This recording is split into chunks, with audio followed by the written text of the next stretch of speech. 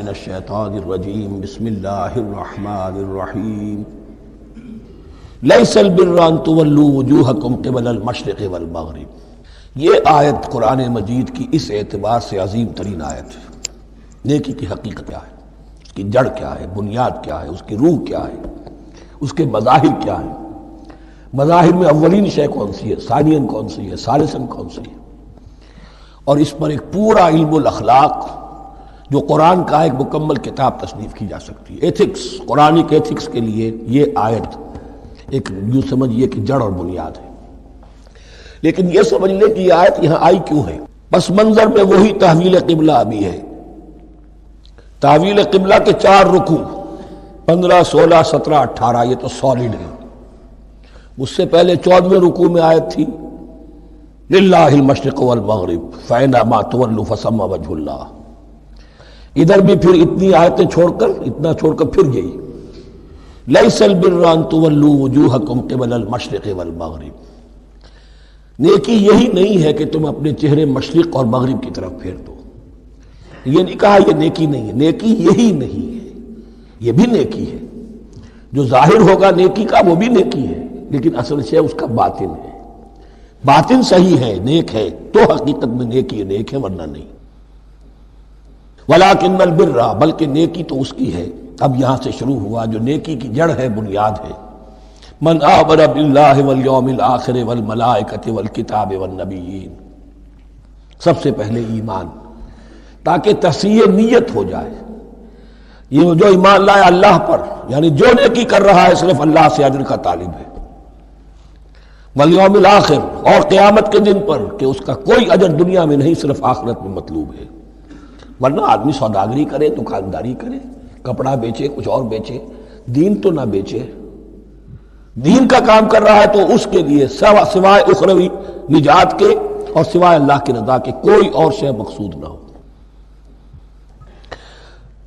والملائکۃ والکتاب والنبیین، اور ایمان لایا فرشتوں پر اور کتابوں پر اور انبیاء پر۔ یہ تینوں مل کر ایک یونٹ بنتے ہیں۔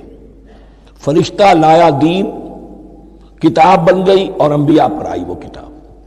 ایمان بالرسالت کا تعلق نیکی کے ساتھ یہ ہے کہ نیکی کا ایک مجسمہ تمہارے سامنے رہے، آئیڈیل، اسوہ۔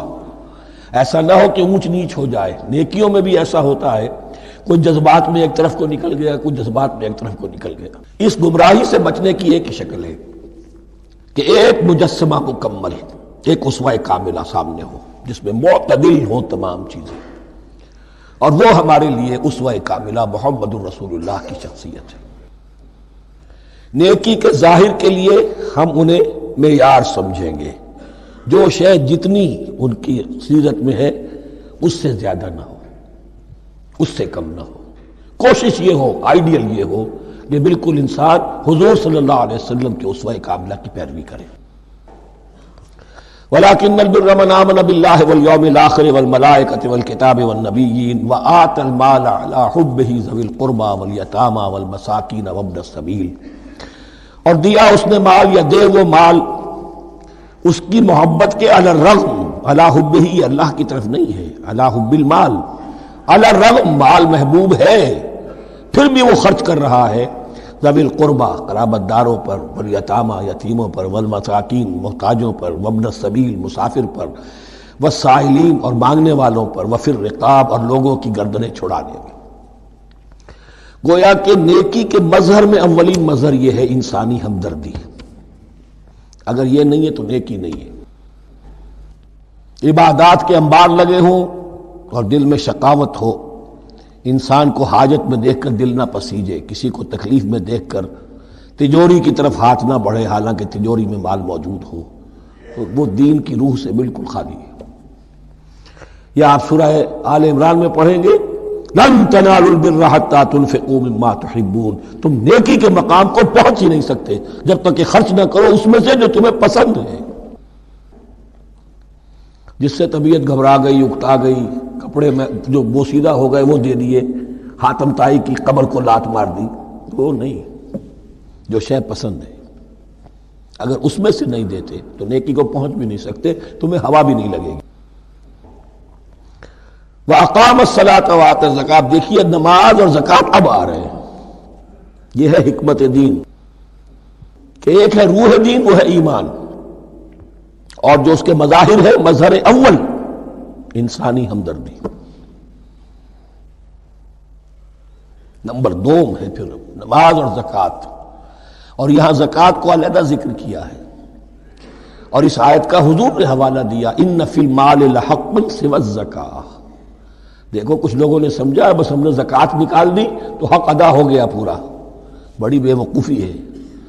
مال میں حق ہے زکوٰۃ کے سوا بھی، اور اب آپ نے یہ آیت پڑھی، دیکھو اس آیت میں کیا ہے، زکوٰۃ کا تذکرہ بعد میں ہو رہا ہے، وَآتَ الْمَالَ عَلَىٰ حُبِّهِ ذَوِي الْقُرْبَىٰ وَالْيَتَامَىٰ وَالْمَسَاكِينَ وَابْنَ السَّبِيلِ وَالسَّائِلِينَ وَفِي الرِّقَابِ وَأَقَامَ الصَّلَاةَ وَآتَ الزَّكَاةَ۔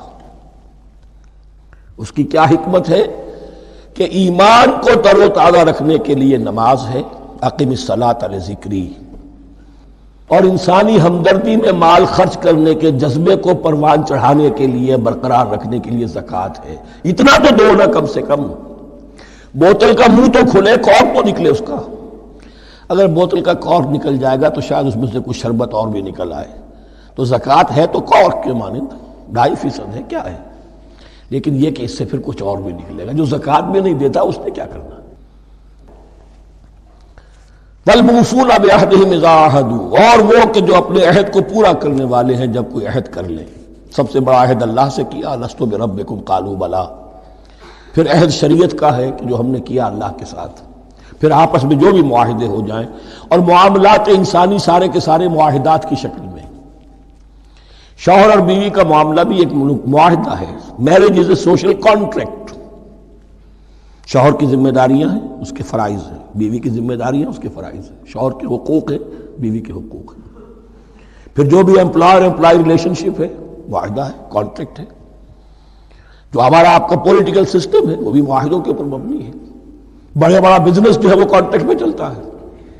تو اگر ایک چیز پیدا ہو جائے کہ جو عہد کر لیا ہے اسے پورا کرنا ہے، تو ساری سٹریم لائننگ ہو جائے گی تمام معاملات کی۔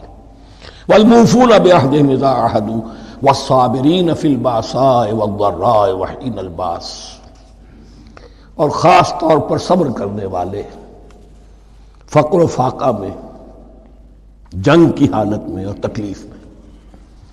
یعنی ایک نیکی ہے بدھ مت کے بھکشوؤں کی نیکی، ایک نیکی یہ ہے، یہ نیکی باطل کو چیلنج کرتی ہے، یہ نیکی خانقاہوں تک محدود نہیں ہوتی، یہ نیکی صرف انفرادی سطح تک محدود نہیں رہتی، جو نیکی اللہ چاہتا ہے وہ یہ ہے کہ اب باطل کا سر کچلنے کے لیے میدان میں آؤ، اور جب باطل کا سر کچلنے کے لیے میدان میں آؤ گے تو خود بھی تکلیفیں اٹھانی پڑیں گی۔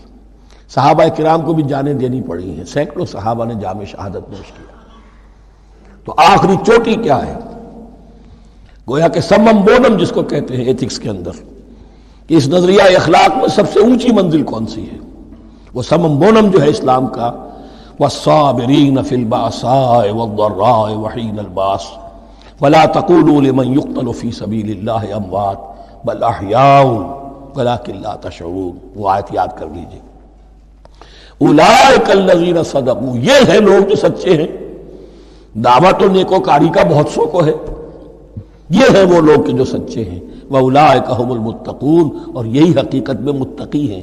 تمہارے ذہنوں میں کوئی اور نقشے بیٹھے ہوئے ہیں، کوئی لباس ہے، وضاقتہ ہے، بس یہ بڑا متقی آدمی ہے، تقویٰ اس کا نام ہے۔ یعنی یہ پوری انسانی شخصیت کا ایک حیولہ ہے، ایک پوری انسانیت کا ایک فرد کا نقشہ کھینچ دیا گیا کیریکٹر کا، جس کے اندر روح ایمان اور خارج میں اس ترتیب کے ساتھ دین کی یہ تقاضے اور نیکی کے یہ مظاہر موجود ہیں۔ اللہم ربنا اجعلنا منہم، اللہم ربنا اجعلنا منہم۔